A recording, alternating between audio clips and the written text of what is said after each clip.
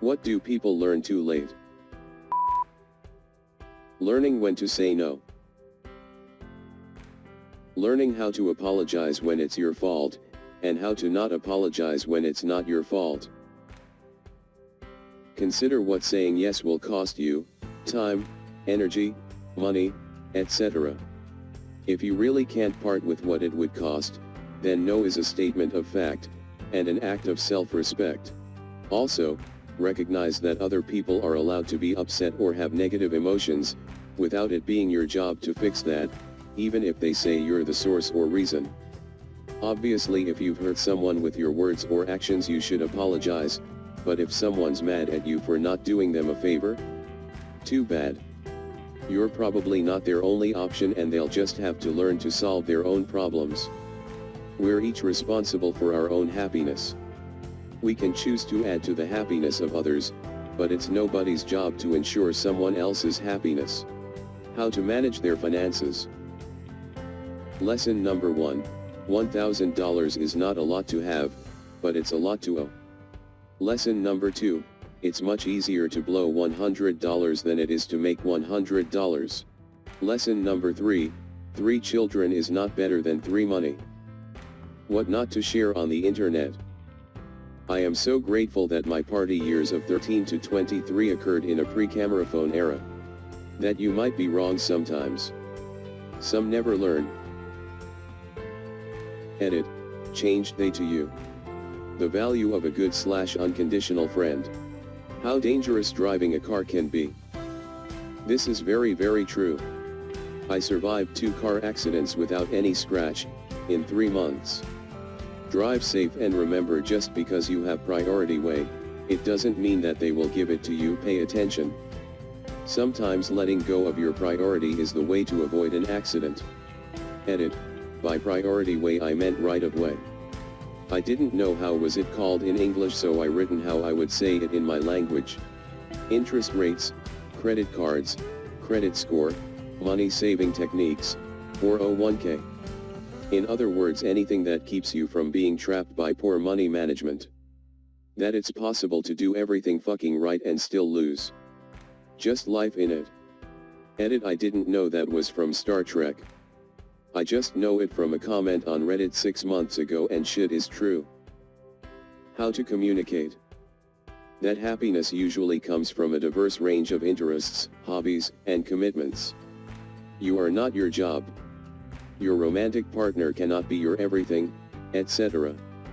It's so easy to get sucked into a life where your career is everything, or where you wrap your entire identity around your partner.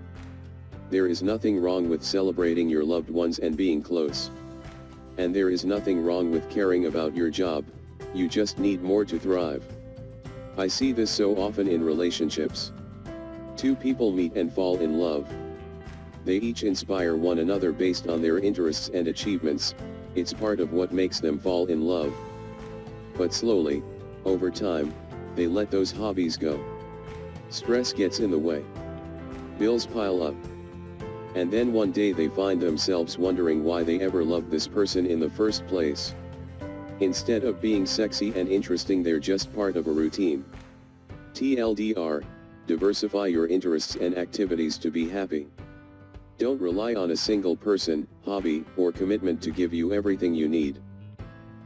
Social media can consume your life.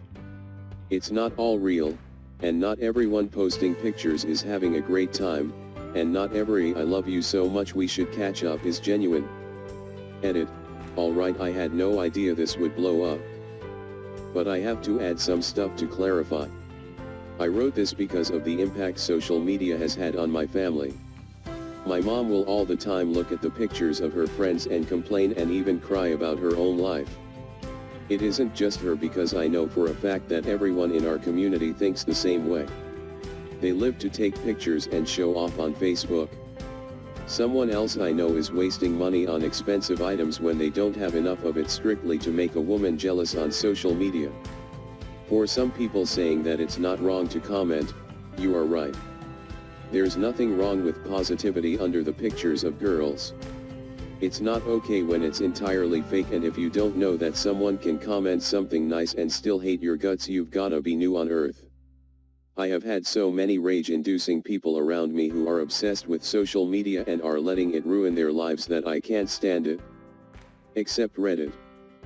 Don't worry if you aren't living an exciting or extravagant life. It's okay to live simply and quietly. It doesn't mean that you're wasting your life. My name is Yoshikage Kira. I'm 33 years old. My house is in the northeast section of Morio, where all the villas are, and I am not married. I work as an employee for the KMU department stores, and I get home every day by 8 p.m. at the latest. I don't smoke, but I occasionally drink. I'm in bed by 11 p.m., and make sure I get 8 hours of sleep, no matter what. After having a glass of warm milk and doing about 20 minutes of stretches before going to bed, I usually have no problem sleeping until morning. Just like a baby, I wake up without any fatigue or stress in the morning. I was told there were no issues at my last checkup. I'm trying to explain that I'm a person who wishes to live a very quiet life. I take care not to trouble myself with any enemies, like winning and losing, that would cause me to lose sleep at night. That is how I deal with society, and I know that is what brings me happiness. Although, if I were to fight I wouldn't lose to anyone. The value of walking away from someone toxic in your life, even if it is your parents and family. If you are thinking of it and are scared and have somewhere where you can land in a safe place, then do it. It hurts like hell for a long while, but it gets better and one day you realize how peaceful your life is and you find you only miss the family you wish you had had. Don't ever think it's okay to talk to yourself in a manner you wouldn't let another human being talk to you.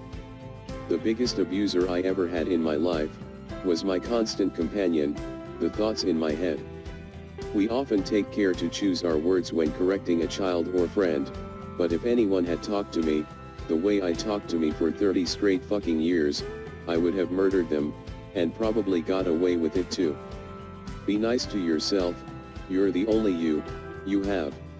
That some things can never be undone.